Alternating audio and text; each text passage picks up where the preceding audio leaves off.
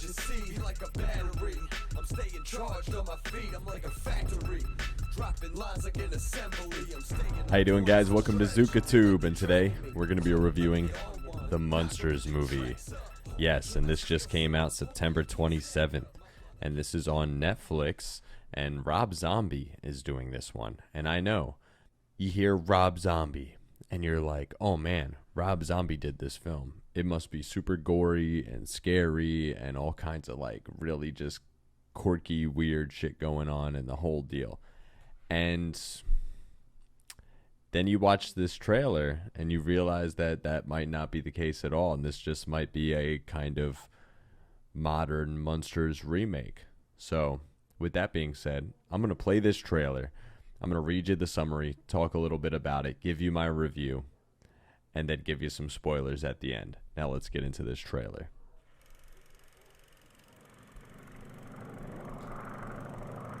Nice, classic, black and white intro, universal picture. Oh man, I like that, right? Rob Zombie, the director of House of a Thousand Corpses, Halloween, and The Devil's Rejects, brings you the What an greatest intro, right? love You're story like, ever told. here we go. Oh, I don't like the sound of that. Think of it.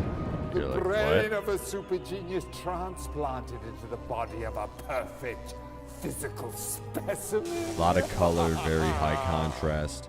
Almost makes you think, hey, if they do this in black and white, it would probably look pretty clear and It's like read a nicely. stake through my dead black. So why not? I can whip you up a humpy down in the lab. Oh no. Remember what happened last time? He was batty. I'm gonna go. I knew the moment I laid eyes on you that you were special. Oh my goodness. I Here we go. understand if you don't feel the same. I'm just a regular gal living a boring, normal life. If there's one thing I know, is that the rest of the This is world more melted like a away as rom-com. soon as you appeared in my life. It seems Miss Lily is truly in love. Oh, come on. You know and I know that we got to get rid of that bozo Herman Munster. You know, and I know that we got to get rid of that boat. I'll probably be skipping through some of this trailer here. Now this is a nice homage to the original.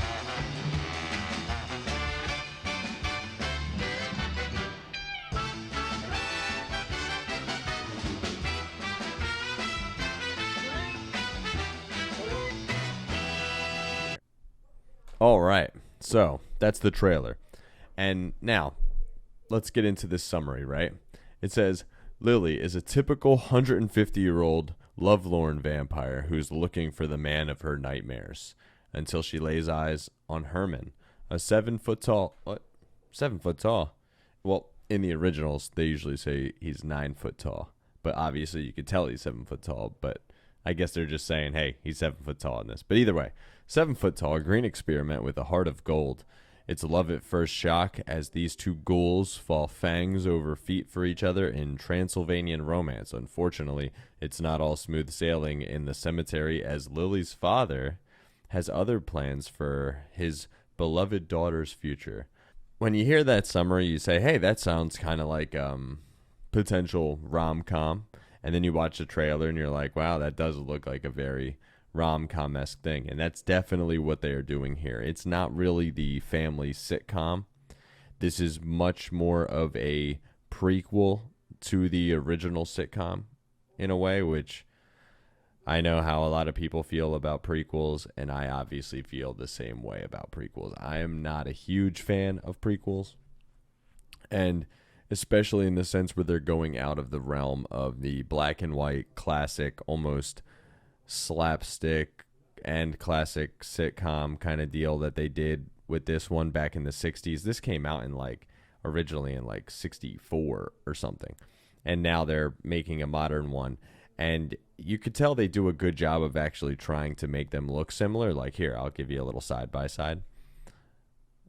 Like, the new cast is on the left, classic cast is on the right, and they do a decent job here. I mean, certain stuff they could have did a lot better, obviously, because it in modern day, I mean, you could ace that.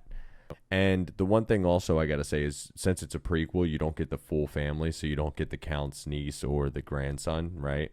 You know, you don't get Eddie Munster, which, I mean, come on, who doesn't like Eddie Munster, right?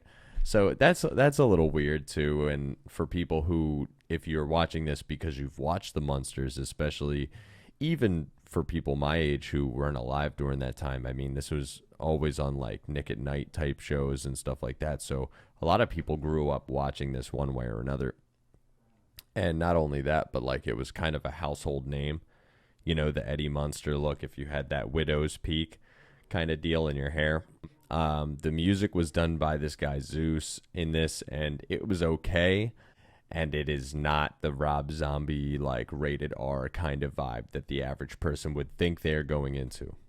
In this one, you know, Lily's character is not done very well. She's really over-exaggerated, and she doesn't have that same feel. The guy who does Herman is okay, and the guy who does the Count is not bad, right? They do a decent job, you know, here and there with some nods to the original, you know, show and everything like that. I feel like this is very lost in time in this. It doesn't know where it wants to be time-wise. This basically starts off with Lily. It's right to a T, the summary, right? Lily is looking for her love of her nightmares. But I don't know, it just felt a little lost and misplaced. I mean, later on you get that vibe more of what time period you're in when they finally show a neighborhood and stuff, but earlier on you do feel like with the lingo they're using at times and the way they do things that it doesn't give you that like 50s 60s vibe. It's a long film, and I fell asleep quite a few times. I mean, it was boring. I had to go back and watch certain parts again because this one really, really lost me. It's not nearly as funny as you would hope. There's no gore. There's no, you know, action, anything like that. And I love dad jokes and corny stuff, and there's a lot of that and the campiness in this, but it just doesn't land well with me. And it's unfortunate because obviously I want to, especially like as a fellow like Jersey dude, right? Rob Zombie, you want to like, and with all the stuff he's done, for the most part, you really like everything he's done, right? Like, I mean, there's only one or two things that he's done that maybe you're like, they weren't as good, but it was interesting to see Rob Zombie's crazy take on something, right? But, man, this one just falls short in almost every direction. And I would much rather see this in black and white than in color. And, yeah, and in this whole story, it's basically Lily just trying to, you know, find the love of her nightmares and everything like that. And with Herman, who she finds, they're on their journey together. And the father's really not all about it. And it's, you know, them eventually leaving Transylvania, and then they're going to be on their way to America and find their home that you see in the classic Munsters TV show. Not enjoyable. Not fun to watch at all. It doesn't grab me to see just this ridiculous, like, over-the-top love story and jealous father thing. The way they do it, you miss a lot of characters, or at least characteristics of these characters that you didn't get from the original series. And yeah, it just fell short. And with that being said, I would give this a solid like 2 out of 10. I mean, it's not good. I don't recommend it. I just recommend go on YouTube and like just watch clips of the Munsters or something. You don't even have to go back and watch episodes. Just have fun and go watch some old clips and understand what I'm talking about just by watching the trailer of this movie, right? Again, 2 out of 10. With that being said, let's get to the spoilers.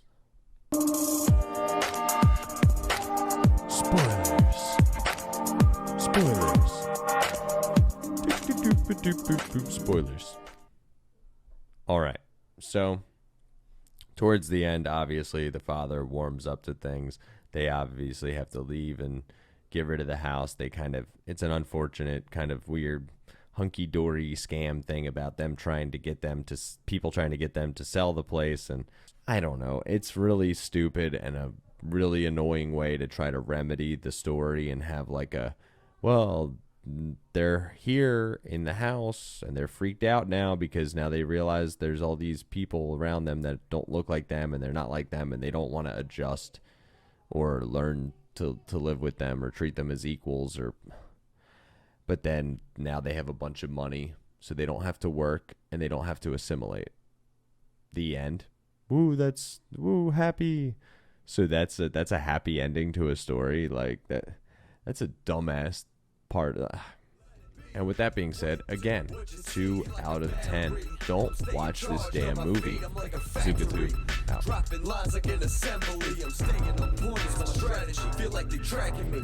Yo, let me get on one. Nah, go get your tracks up. Homie, can I steal some? Homie, you can't stack up. My brother, can you shout me? You're barking up the wrong tree. My dog, why do you doubt me? Cause you can't do shit without me. Real at the radio and never play it, but that's cool. The enemy's supposed to hate it.